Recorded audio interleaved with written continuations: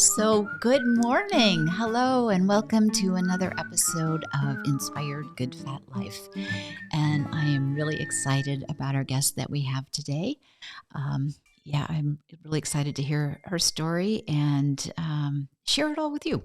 But first, I just want to bring your attention to Good Fat Life, our magazine. We have another issue that's actually going to the printer this week, which we are so excited about. It's full of fresh and helpful and transformational kind of articles and challenges and great information. So if you want to hear more about that, go to goodfatlife.com and check us out. And with that, I want to introduce Anna Oginsky.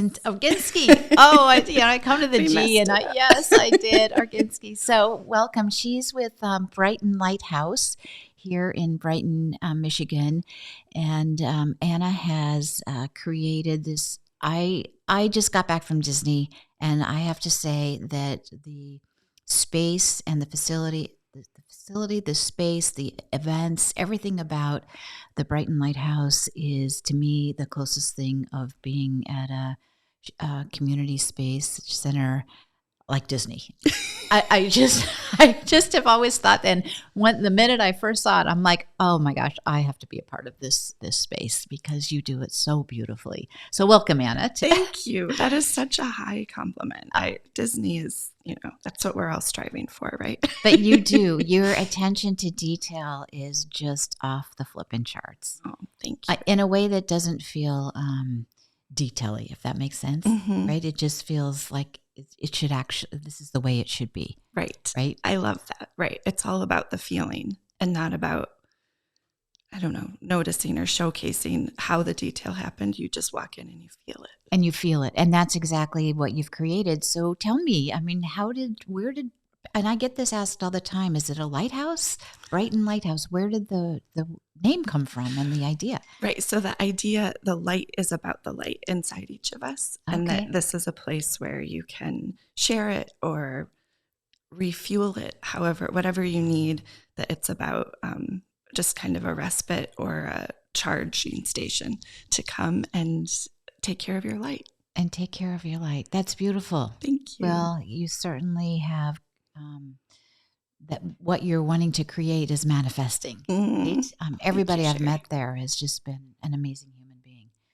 And so how did you get here? Right. So originally I had started a small business called Heart Connected, where I was sharing more of the creative process, like giving people tools, paint and texture tools and a canvas, and going through the process of just really playing and exploring. And I wanted to share it because I had found that for me, that was a very healing experience and a very freeing experience. And you could often process feelings that weren't articulated as well. So it's like art therapy. Exactly. Right? Kind of. Right? Yes. It's right. A lot like art therapy. At the time, I didn't really know about art therapy. So it started like that. And one of the things that I came to notice in other people who are doing kind of creative healing work is that it can be very isolating, and that often we are trying to make it work in spaces that maybe weren't made for that. And so sometimes we're in little closets and stuck in corners and in cafeterias and, just spaces that are fine and do the trick, but don't have you. When you show up, you're like, okay, now I have to put my flowers here and do this and do a lot of adjusting to make it feel like home, like you want it to. So Dan, my husband, he was looking for a place to do work on cars. Okay. And I was looking for a place locally to share this heart-connected work. And so we were looking at properties. We looked at a few kind of farm-like properties, and we saw 142 Brighton Lake Road up for sale, and both just thought, okay, we have to take a look at this. And we knew it wouldn't work for what we were imagining, but we loved the property, and Dan's a history buff. He loved the historical aspect of it. And we both loved the idea of creating something that could be sort of a landmark in Brighton, something that the community could be proud of and take advantage of and use and maybe even learn about history. So it was already zoned transitional, so we had to go through the process of being able to use it as a commercial space and building, and then the pandemic hit, and so it took a long time. And then in the end, the space that was supposed to be Dan's garage ended up being too nice for a garage, so we used that as more of a gathering space or workkind that's the workshop space. Okay, the workshop. All right. Yeah, so he didn't get his garage, but we kind of imagined that it could be used for co-working and office space and for practitioners and different professionals to come and work, but also there wasn't a blueprint, it wasn't a franchise. So we've really been kind of responding to what we hear and see as people needing. Well, and it's a beautiful event space. It is. Right? It really is. And that was why Dan didn't get the garage. Oh, okay. And that's why. Okay, got it. Right. So, I just like my brains are kind of spinning around all of this. There's a couple of things that are really cool here. Is that you had a dream, or I'm seeing that a lot, and that was also one of the big things that just came out so loud and clear at Disney. We went and saw. I love history too. I'm a big history, and we went to and watched one of Disney's movies, and it was Walt Disney talking to himself. But everything he did because he saw a gap. Right. And so you're saying like, well, you started creating and then found that it wasn't quite right, and there was isolation. So how do you solve that gap? Right. So it's just kind of like stepping into the next opportunity or area with what works. Right. And that to me is incredibly powerful and exciting, right? It is exciting. And obviously we couldn't have predicted this, but having been through what we've all been through with the pandemic, it seems more than ever that we crave those spaces and to connect with other people, and that we all deserve to be surrounded by beauty and to feel special, when you're in a place where it feels good to be there. Right. So I was listening to Adam Grant, I believe is his name, talk about happiness. He studies happiness this morning, actually. And one of the things that he said that they've just learned so much about people that are happy, it's they're happy because they're connected. Oh, right. And it keeps coming up over and over. And people that get that community is where the happiness and the fulfillment is. It's not in isolation. I mean, it's not like you have to be all community or all isolation, right? But it's that finding that purpose and being, having a community to share it with. There's a poem, as I was doing some research for the magazine, there's a poem, Rainer Maria Rilke, you know who he is. And I never really knew that much about his. There's a couple of things that I've always loved of his, but so I was doing some research, and he has this poem, and it was about saying like, we as human beings are going to be difficult. We have our ways, but if we can appreciate that in each other and work side by side, there's just unlimited possibility. I'm badly butchering the paraphrasing, but the point was, and I was saying to one of my friends yesterday, it was so exciting to see that poetry or that writing about the magic of side by side, because it's so powerful. It is. And recognizing that we're still all who we are. Right, exactly. And I think that's one of the things that maybe is unique about Brighton Light House is we're not attached to some kind of school of thought, or it's not a school or a church or a place like that. It's there. All of that is washed away. So you can come as you are and be who you are. And I think that without the, that whatever it is that, like, there isn't something that you have to do to belong. You belong automatically. I think that kind of lets your guard down a little bit. Like, oh, I can just be who I am and talk about the things that matter to me, and I'm welcome just as I am. It's such a judgment-free zone environment. It just feels that way. Right? That's intentional. Right. And you've done a beautiful job of that. Thank you. And so, like, I've met my nutritional therapist. I met there. I've met so many wonderful people there, but that as we talk about community, as there are things, we'll go back to good fat. I've learned so much about my own nutritional needs that I really had no clue about. I thought I knew, right, but I really didn't until I met Carolyn LePan, and it's still a community, right, right? I'm not going to make the changes that my body needs me to do without the community. It's just too hard. Right. It is. It's so important to feel supported and feel seen and heard and have someone look at you and say, like, this is what you're doing amazing. You're perfect just like you are, Sherri. And here are some tools that might make you feel even better. I'm amazed at the people who walk through the doors, from having events to working there, just really wonderful people who care about other people and who really care about being part of something bigger than just themselves. Right. Yeah. Right. And that's at the end of the day what brings happiness. And it's okay, we can be perfectly imperfect. Right? Yes, definitely. Right. So what does 2023 look like for you? Well, last year we were working on building a second location that has storage and office space, and that and that's where Dan has his garage. So right.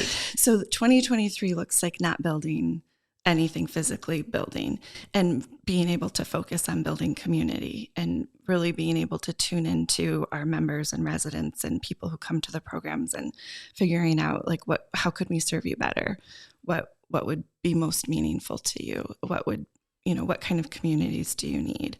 So I think that that's what 2023 about, is just really being able to be present to the people who come and listen and learn and see what grows out of that. What grows out of that. So if you are, this is wonderful for people that are local in the Brighton area, right? But what if you're not local? What if a lot of our audience is in Australia? Oh, wonderful. So how would you, with what you've learned, how would you say, for somebody who's maybe looking for some additional community, what would you say to them? I would say, first, be patient. And second, put yourself out there and just stay. I would say almost make a practice out of it. Like, where can I go to meet people, or what can I put out into the world, maybe through social media or invitation that can bring people in, and just nurture it. It is like a plant or a dish that you're preparing. It takes effort, I think, and intentional effort. For it to really matter. Like, you can meet anybody here and there day to day, and those are great acquaintances, but I don't know if it's the same person who you were mentioning, but I heard something about how there were hours, like after a certain number of hours you have a friendship, and then after so many more hours, it was like I know, I've never heard that like before. A gradual, elevation. And so it kind of hit me that this is something that, I don't know, it's easy to say, like, I don't have this in my life, but not do anything to try to bring it in. Right. So it's about being really intentional about what you want to bring in and then working at it. So that was another thing that was in the happiness talk. The title of the talk was Rethinking, and it was on Insight Timer, which I love that app, and Rethinking. But the research all shows is taking action, right? Is that if to create happiness requires that we take action and not just sit and wait for something to happen. Right. Which is kind of a bummer. Right. But then, to your point, I guess in my life, I can, and I feel like I'm a pretty happy person, but when I put it in that context, I was never afraid to go to something. Even if I went by myself, I was always thought, well, it could be an adventure, and I was curious about what would happen. And sometimes it was great, and sometimes, it was okay, but it was never bad.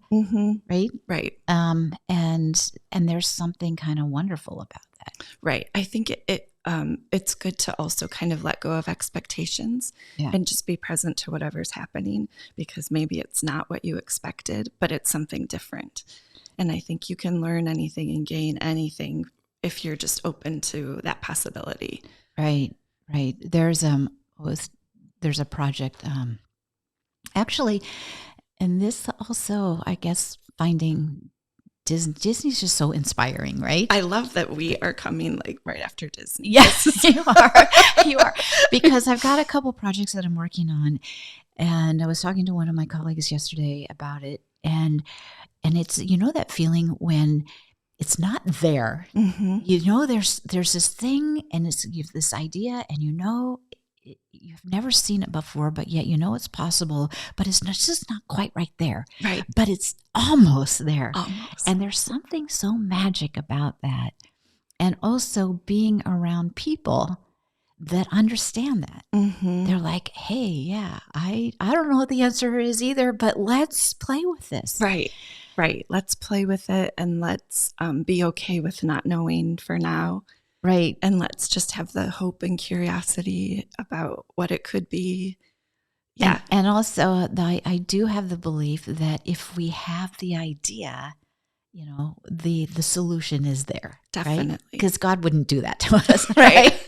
Yes, I do. I think there's something to that, like that when inspiration, knocks on the door, you have almost an obligation to just kind of follow it and see where it takes you, and it will come. It always does. Yeah, it always does when we can just step into it, right? Mm-hmm. And if you're not attached to what it's going to look like, right, it really helps save some heartache. Because it doesn't always look the way you might have thought. Yeah, and I guess if we're honest, if we think about those times when it didn't work out the way we thought, it was actually a blessing. Definitely. Right? Yeah. It's like, oh, my little brain. Right. Yes. And then having that compassion for yourself. Right. So that's a whole nother practice. Right. Oh, that is helpful to have community around as well. Yeah, I think, and there's just something to having places to go where you don't have to explain yourself, where again you can just show up and be you, and just this understanding that whatever our differences are, or whatever we disagree on, we still can love each other and support each other. And all of that stuff that is easy to get distracted by kind of fades away, because I would do anything for any of the people in our community. And I don't know where we disagree or what, all of those, like in the last few years, all of that like tension and stuff. I have no idea, but I love them as humans and I value them as humans. And I think that we all need those places to go. It's all about community. And we see it out and about or, on social media, but sometimes in the day-to-day, it's easy to get lost in the person who cut you off on the highway or. Right. Yeah. Well, I'm just so delighted that you followed your dream. Oh, thank you, Sherri. That was, and it's inspiring too for all of us to see. How long did it take you to go from the idea to? It was about 4 years. Okay. Mm-hmm. That's not that long. Yeah, it wasn't that bad. And I'm sure if we hadn't been, because we were converting to commercial, we wanted to make sure we had to make sure everything was accessible and that we had the proper space and updated electrical and all of those things. Well, and then COVID as well, right? There was that little detour. So, although I have to say, I've seen, because they do business consulting, and I've seen that because of COVID, we as human beings and businesses, I think, are realizing how much more adaptable and flexible and innovative we are than we maybe had thought before. Right. Because everybody had to pivot on some level. Right. And do things differently, and we're all still standing. Yep, look at us now. Yeah, and I would say most people are in better places that I see are in a stronger, better place for going forward. Mm-hmm. That's amazing. Than we were, and it wouldn't have happened with COVID if we hadn't have gone through COVID. Right. And again, we have this opportunity to say, like, what can we learn from this, or how did it not work out? And maybe we just, and I get it, like just wanting to stay at home under the covers some days. Right. But if we kind of lean into that unknown, magic there. There is total magic. And I'll just say, just coming back from vacation, today was a little hard to not want to just, want to hit the ground running, but I was so excited about seeing you. So, it makes me want to get out from under the covers, right? Right, exactly. And those things, we need those things too. Right. Especially when it's cold. Yes. And gray. And gray. Yeah. I was excited when we took a road trip to Indiana last night and the sun was out in Ohio. And I thought, gosh, if I had known all I needed was to go to Ohio for sunshine, I would have been there a week ago. Yeah. So, well, good. Well, do you have any last, I like to give my guests the opportunity to, leave with a last thought if you have anything that.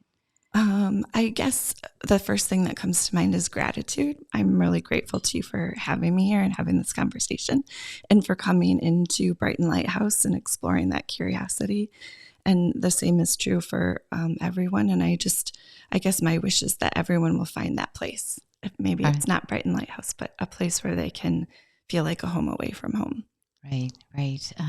Well, good. So thank you so much. And a reminder to go to goodfatlife.com. Yes. And so colorful. Yes. It's, and maybe be inspired and learn something new and be connected. That's one of the things we love to do is our passion is connecting people who are looking for goods or services with people who have them, and their brilliance, expertise, and bring them all together. So thank you for listening. We'll see you next time.